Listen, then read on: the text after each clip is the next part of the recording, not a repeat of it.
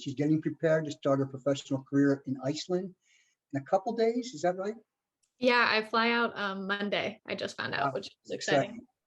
So I imagine you being a Moyer, you were destined to become a soccer player. I like to think I had some choice in the matter, but there's like photos of me as like a 1-year-old with a soccer ball. So because I was going to ask you when you were first introduced. So it must have been as soon as you started walking, there was a soccer ball by your feet. Oh yeah, my family tells me stories of like my dad when I'm like literally just a kid, like pretend using my foot to like fake kick a ball. So it was in the cards for a while. Yeah, that's nice. Did you play with the boys at all when you're playing in youth? I did, yeah. So I actually have an older brother who's 2 years older than I am. Right. And so I kind of just weaseled my way into everything that he did. My dad actually coached his team for a while growing up. So I did play with boys for quite some time as I was. I think that's a better way of developing sometimes. Absolutely, yeah. Now, you mentioned in one of your statements that you enjoy training almost as much as you do games. Do you think that approach contributed to your success?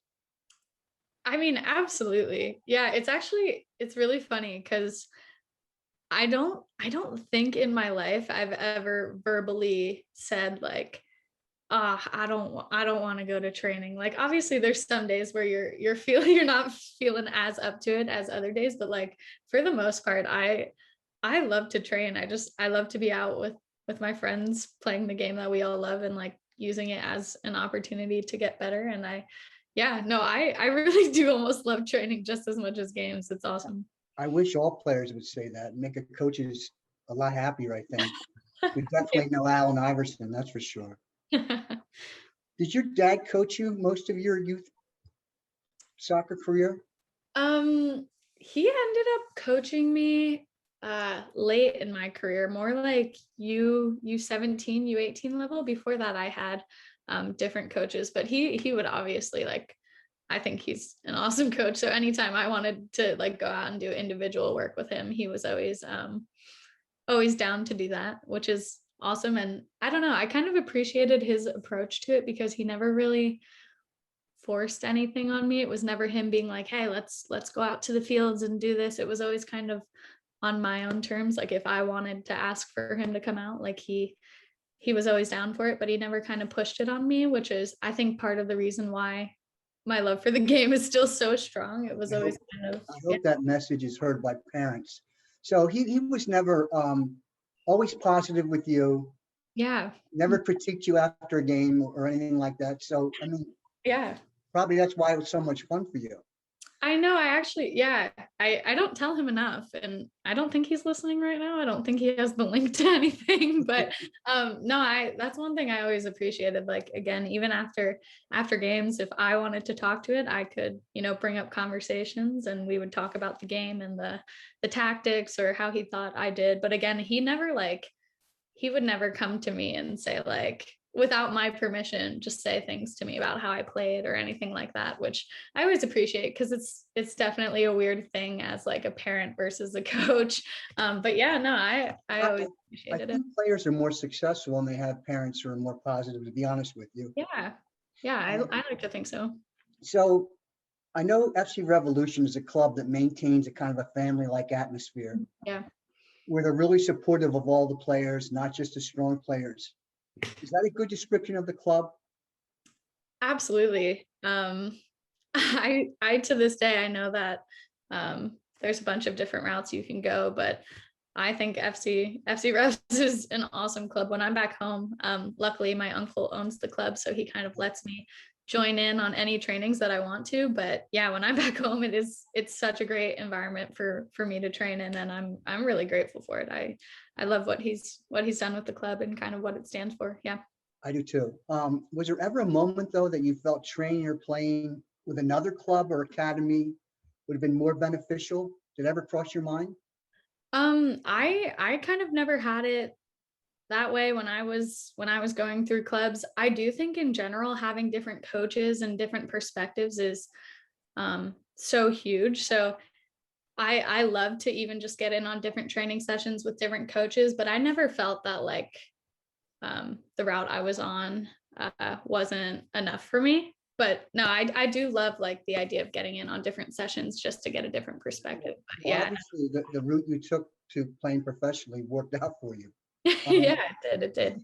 so playing ODP certainly opened some doors for you, I think, and exposed you to top coaches nationally and internationally. Could you describe your ODP and regional team experiences a little bit? Yeah.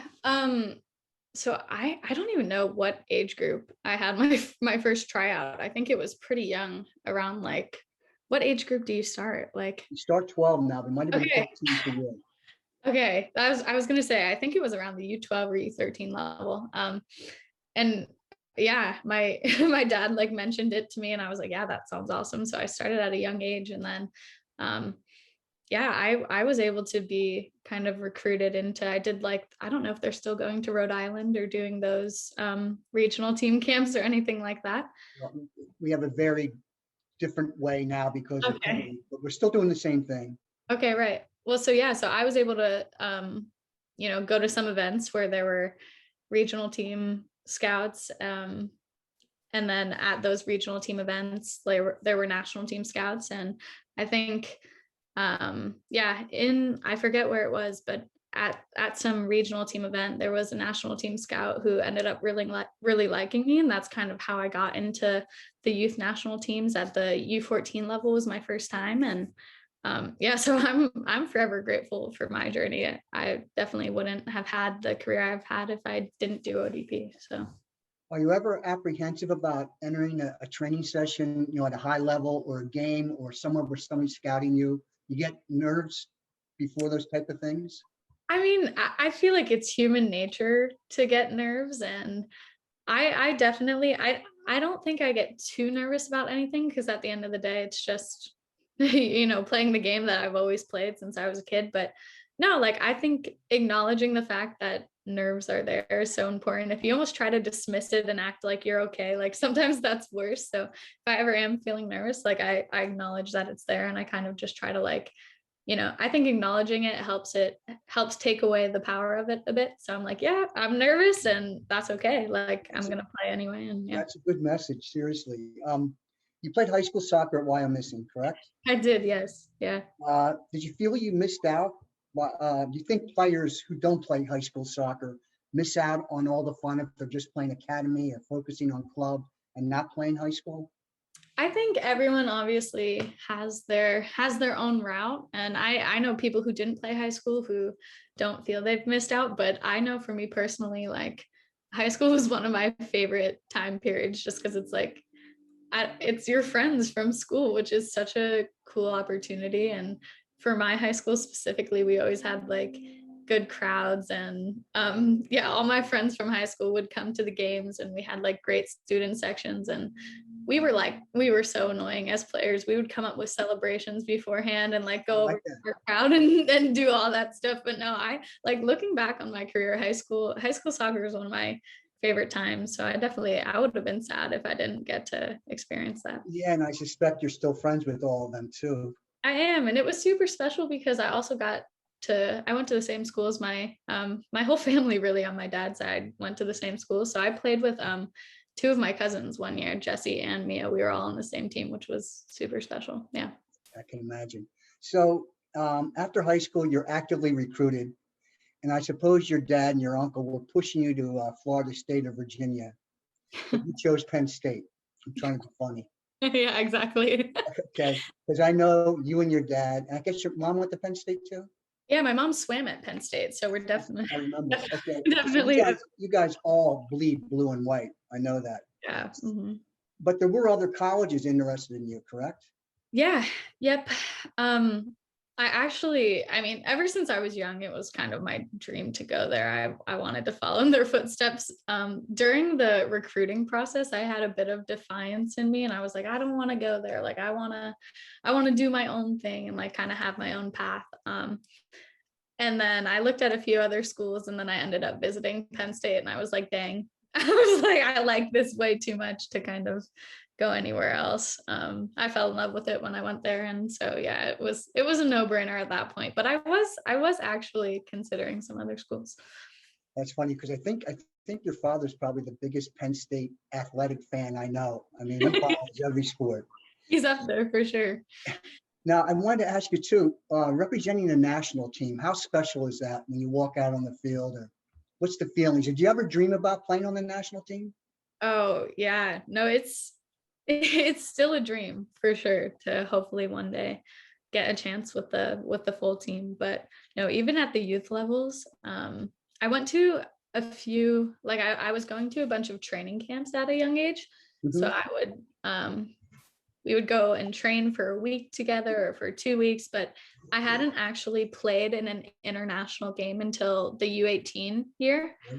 Um, and so that was one of the most special things. I think my first cap was in England, and I subbed on, and I only got a few minutes, but it's I mean, it's one of the coolest things. I still like save all the banners and stuff. Like it's such an honor to just be given that opportunity. And yeah, I don't take it lightly. It's something that I I'm suspect you still want to play on the full national team. Okay. And I guess this whole thing in Iceland is another stepping stone getting to that point. Um, I just admire your resolve so much. I mean, you suffered 2 ACL injuries, missed most of your junior season, and COVID eliminated your senior year. I yeah. mean, what's the message you can give? I mean, because there's a lot of girls playing who get the ACL injuries. What's your message to them? And how did you handle all these disappointments that came along in less than 2.5 years? Oh yeah, it's actually crazy. I look back, I do a lot of like reflecting on just like everything essentially. And the past 2 years have been like crazy in my life. Like I just think about everything and I'm like, wow. But I guess to start off with ACLs or any injury in general, it's like it's it's never easy. ACLs specifically, just because they're such a long injury. It's disheartening when it happens. I kind of just try to remind myself that it's part of the game a bit. You can obviously there's injury prevention measures and there's stuff you can do to try to prevent it, but at the end of the day, like you can't control something. So I think that kind of brings me a bit of peace, just like, so some things you can't control. And once it's done, it's done. But for me specifically, my first ACL was in high school. And during that one, I kind of just removed myself from soccer a bit. I wasn't going to anything just because that's what I felt at the time was best for me. I was like, I don't think it's great if I be around the game and not be able to play. And at that time, I think that was what was best for me. So I was just doing my rehab, trying to eat well, trying to do all those things to recover. But my second ACL, which was 2 years ago, I was in college, and you don't really have that option in college to kind of remove yourself just because you're so involved with the team.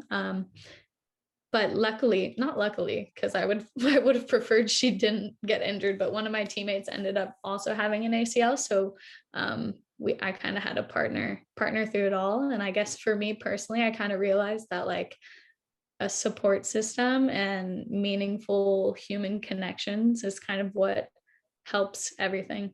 So yeah, I think having her throughout the whole process was like something that made it so much better. I mean, we still had like bad days and days Yeah, where we were I sad. can't imagine staying positive during that whole rehab period. And everybody else was playing. Yeah, no, I mean it's a lot, but it's almost cool though because it gives you an opportunity to take on a different role. And I'm often like very focused on my own performance and how I'm doing, and it was kind of just an opportunity to like focus on all my friends and support them as they score goals and win games. And it was a really like special experience, I would say. Yeah. So yeah. It must have been tough though, because I mean, your sophomore year, you had a real good year, and I'm Yeah. sure you were looking forward to your junior year. So the big question to me is though, you had an opportunity to play for a fifth year. I did, yeah. And I really thought you were going to do it. In the back of my mind, I'm thinking you want to show that, get that first All-American or whatever you're going to get. But you decided to turn pro. Could you just explain your decision?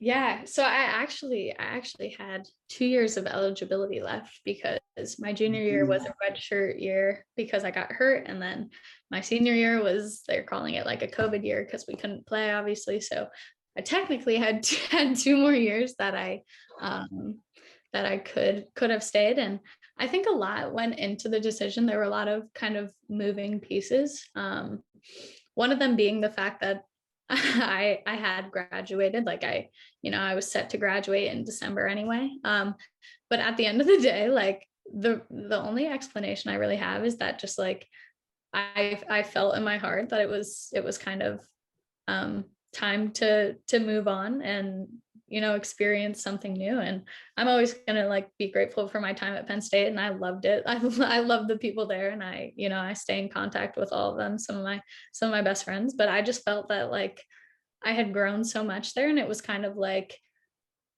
not that I didn't feel I couldn't grow anymore, but I just felt ready for a new change. So I tried to stay true to like that intuition feeling I was having. Was it tough to tell Erica your decision? It was, yeah. Just because, I mean, we had talked so much about throughout my injury, just to, how excited I was to return and everything, and have a season after rehabbing for so long. I think that was tough for me in general too, because throughout the whole rehab process, my headspace, and I was doing a lot of like visualizations of being out on Jeffrey Field again and scoring goals and like celebrating, and to like not have that was definitely tough. But yeah, again, like I tried to not like dismiss what I know I'm feeling, if that makes sense. And I just felt it so strongly that I was ready for something new. So it was a difficult conversation, but she supported my decision and wanted what was best for me and what I felt was right, which, yeah, I appreciated. My teammates the same way too. That's great. Did you use your family to assist you in making your decision? I always talk things through with them, but at the end of the day, I'm kind of a person where like nothing anyone says is really gonna change my mind, if that makes sense. Like I talk things through just to rationalize it and make sure I'm, thinking straight and considering everything. But at the end of the day, I always stick with my gut, and my parents and family always support that too. They're like, hey, you have to do what you think is right, which I always love. So Now I got a tough question to ask you. When you went out for the WPSL and you weren't drafted, how'd you handle that? oh my gosh, no, that's a great great question, because it's almost like, okay, I made this decision to get out of college, and I was kind of trying to figure out if I wanted to go overseas or try to stay in the league here. And then I was like, I want to give it a go in the league here, right? So I put my name in the draft, and obviously I didn't get drafted, which, it's weird. I had like mixed feelings about it. I was obviously upset, but more than anything else, like it was like my ego more than more than anything else, because it's like I knew I would still get an opportunity somewhere. It wasn't the end of the world by any means. And I think it was actually a great learning experience, because I'm like, it was definitely like more my ego being hurt than anything else. But that's something easy to kind of fix, because I'm like, what am I even sad about or embarrassed about? Like I feel like if you're good with yourself, like there's nothing to be sad about. And that's it's funny though. I'm looking at your career and there's no downtime. You're always positive about everything. If something happens, you see something positive about it. So I can't see you not being successful. So how is the club pronounced Throater? This is I pronounce it Throtter, but I should actually ask them, because I would hate to be pronouncing it incorrectly. But yeah, I don't think I can say it right, because there's a bit of an accent and I'll have to learn, but I think it's Throtter Reykjavik. Yeah. Right. So I saw the notice about you signing with them from the Iceland papers. Right. Yeah. And it wasn't communicated in English yet. So I was looking at those words and the letters and stuff. I'm thinking, oh my God, it's going to be so hard.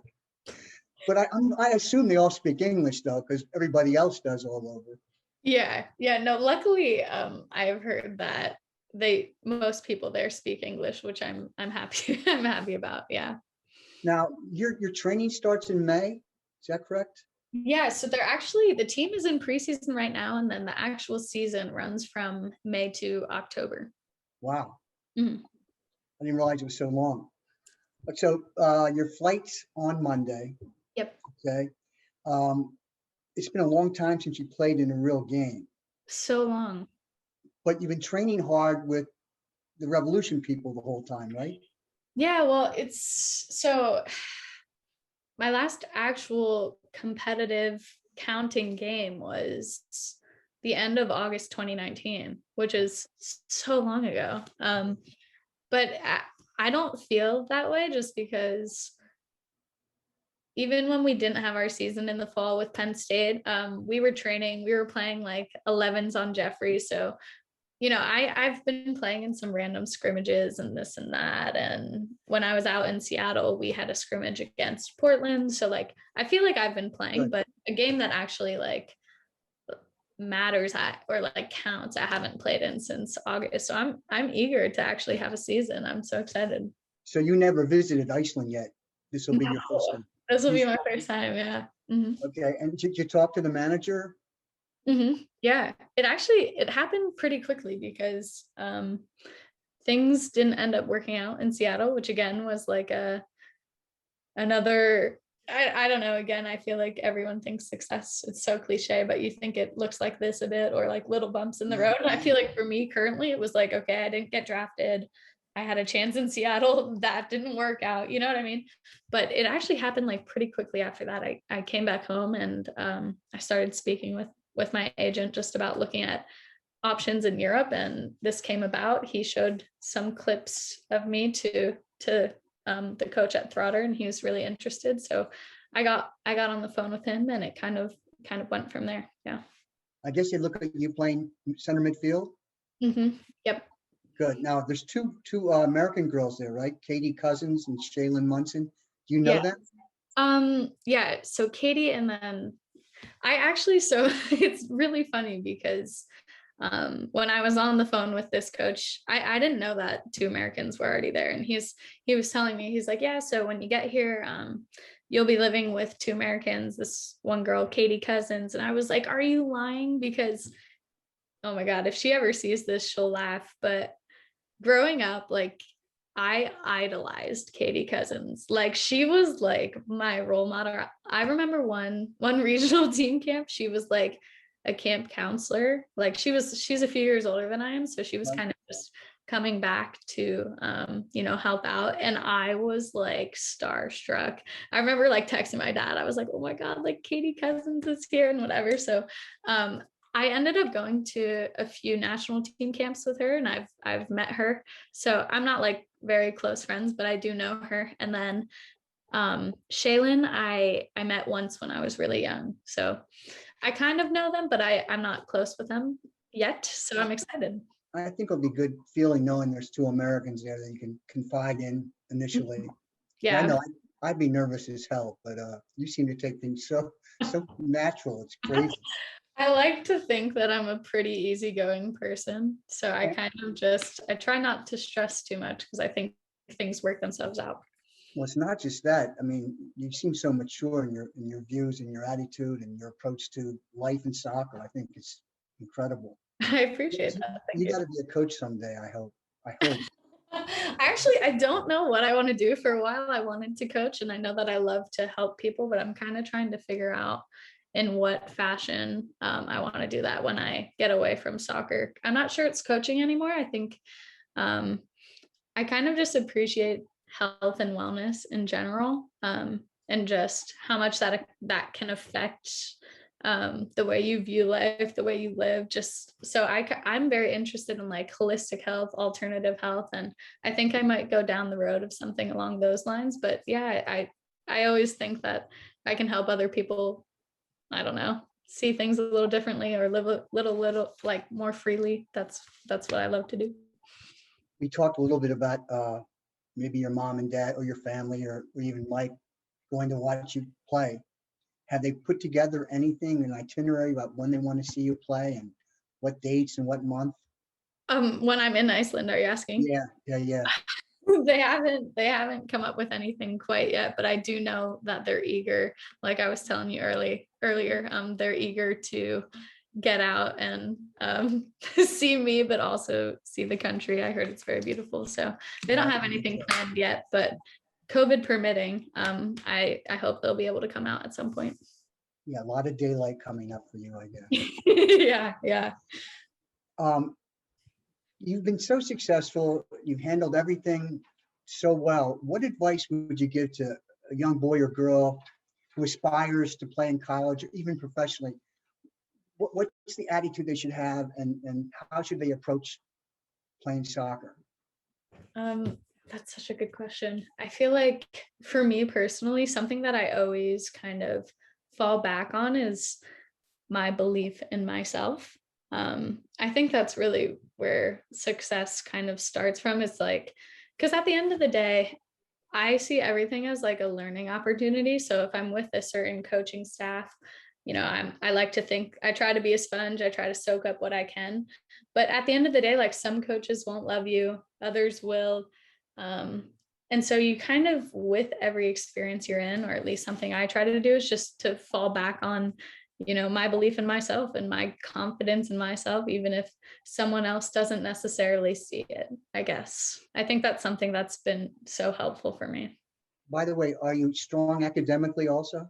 I am. I graduated with like a 3.6, not to give myself one of those, but Let's see, give one of those.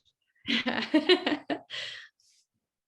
But that So would be the main thing. Yeah. I just want to stress it. I think self-confidence in general is it's not always easy, and like I'm not always so confident in myself, but it's something I definitely try to fall back on. I think it's important. did you ever have trouble balancing academics and soccer while you were at Penn State?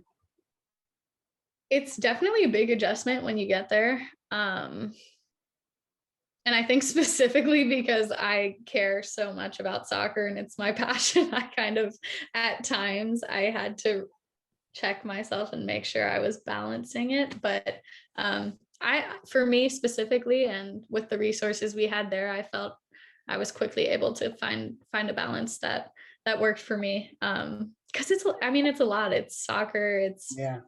school, it's a social life, it's your mental health, and it's once you find the balance, it's good. But Let's see if we have any questions. Bree, do you have any questions for Shea?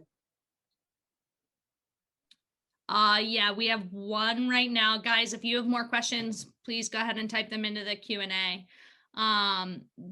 This question says, are you going to a women's national team anytime soon? That's probably a tough question for you to answer. I know you were talking about like your past with the youth national teams. Maybe just talk about, well, I'll let you go ahead. yeah, no, so my last national team camp was like 2.5 years ago. So I haven't been in the national team pool in a few years. I had an injury and everything. And so I have no idea on my end if or when I'll get called back, but that is my hope one day. And that's one of my big goals. I have a question for you. When you're playing on the regional and national team, can you tell the girls who are listening right now or the boys who are listening right now what countries you played in? Yeah, so I was able to go to so many countries, which I'm grateful for. I feel like I was able to see the world a bit. But I've been to England, Ireland, Costa Rica, Turkey, Russia. I'm trying to think if there's more. Those are the ones that popped into my head. Yeah. What was your best experience? What country? I think England was my favorite just because it was such Soccer. like a football world. Right. We weren't able, I would have like died if I was able to see like some stadiums or anything. I'm a huge United fan, so if we were able to like go to Old Trafford, that would have been like the highlight of my life. But no, I think that was probably my favorite. Going there is amazing. We have another question, Bree. Yeah, we actually have a bunch coming in now. So this next one this is a good one. How do you stay so positive when you've had a bad game? That's a really good one. I would say like it's okay to not always be positive. I try to I touched on this earlier, but I try to allow myself to kind of like feel the emotions that I'm feeling in the moment. I think when you try to like dismiss those emotions and act like they're not happening, that's almost worse because it can like bottle up a little bit. So if I ever feel I've played poorly, I give I give myself like the space to kind of be upset for that for however long it is, a few hours, whatever. And then again, it's almost like I have some like affirmations I say to myself. So sometimes to get myself like back in a headspace, like I'll go through those affirmations and kind of say them out loud, whatever they may be. But then it's almost about just kind of having a short memory after that and just letting it go after you allow yourself to feel those emotions. Obviously everyone's different, but that's kind of how it works for me. Good message. Bree? Yeah, that was a good one. So next question is, how long is your contract in Iceland? So yeah, I'll be flying out Monday. So I'll get there in March and then the season ends at the end of October. So it's my contract's, I think 7 months, March to October. Yeah. Okay, great. Next question. Have you ever felt like you may not play professionally when you were a youth player? So did you ever have like those types of doubts? And I guess our question is maybe how did you deal with that? Yeah, no, it's wild because I think when people talk about things, or even right now, like it might sound like I'm always positive or whatever, but no, I absolutely, I have doubts just like anyone else, especially going through an injury when you haven't played so long and then trying to come back and you don't feel as good as you were beforehand for a little bit. I've definitely had those doubts and it's not easy. For me, it was kind of more so like, I think you really have to assess like what's important to you. What is this really your passion? Is this really what you want to do? And for me, it is like soccer is one of my biggest passions. So for me, like I did have doubts from time to time, especially when I was coming back from injury and I didn't feel too great. But it's like if it's your passion, you find a way if that's what you really want to do. So I always had the belief in the back of my heart, even when I was experiencing those doubts. That's great. Okay, so next one is, what is your pregame routine? Yeah, this is funny. I was actually just talking to my grandma about this the other day. I don't know why, but she was asking me, she's like, are you superstitious? And I don't really classify myself as superstitious, but I do think that if you do certain things before a game specifically that you only do before games, it kind of reminds your body, or like those certain things that you do kind of gives yourself like subconscious messages that like you're about to go play a game and you're prepared. So I'm not superstitious in a sense where if I don't do something, I feel I'm going to play terribly, but I more so do it to try to prepare my body. And I feel like mine are weird. I don't really have like one of those. I step on the field with this foot first, or I used to always put my left cleat on, but I don't really do that anymore. For me, it's more so like I have like a specific song I'll listen to like on game day before, and I feel like I only listen to that song like on game day. So stuff like that for me, but I don't really have anything too specific that I do other than like little cues to try to get my body ready to play. It's usually music though for me. Great. Okay, so next question. What advice do you have for young girls going through the ODP program? What did you enjoy most about your experience with ODP?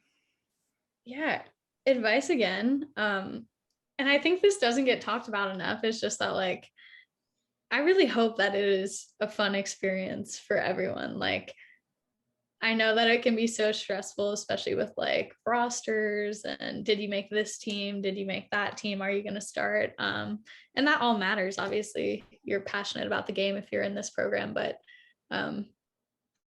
like the memories I have from ODP are way more related to the friendships I've made than the soccer in itself. So I guess advice I would have is just to like remember why you're doing it and to try to enjoy the process, because I was just talking to my one friend the other day, and he's like, we're going to be 30 soon and we're not going to be playing. And I was like, you better stop with that, because I don't want to think about it, but time does fly. So I would suggest like work hard, enjoy it, and just, yeah, like enjoy the time with your friends. I think human connection is so special. So yeah, that's a great answer. So guys, remember, if you have any questions, this is kind of your last chance to get them in. We've got one more question here, unless somebody types another one. So this last question is, what type of training do you do the day before a game? And I'm actually going to add on to this, because I'm sure you have a set training that you typically do with your teams that your coaches dictate. What would you recommend for them as younger kids that probably don't train the day before their game? Again, it's hard to give a specific answer, because I do think that everyone is so different. I know people who before games don't really want to do anything. They just want to give their body a break. For me, I love to get my body moving at a high intensity before games. That's kind of what we did at Penn State. We had a really like short but sharp training session where it was like possession 5v5. We did this fun thing called the heading game, where it was like super competitive. We were in teams and it was just high intensity. You're breathing, your heart rate's up. So for me, that's definitely what works. I like to get my body going the day before, but I would just suggest that you kind of almost experiment with what works for you, whether you like to relax a little bit, whether you like to go out for a run or get touches. I think everyone is different. So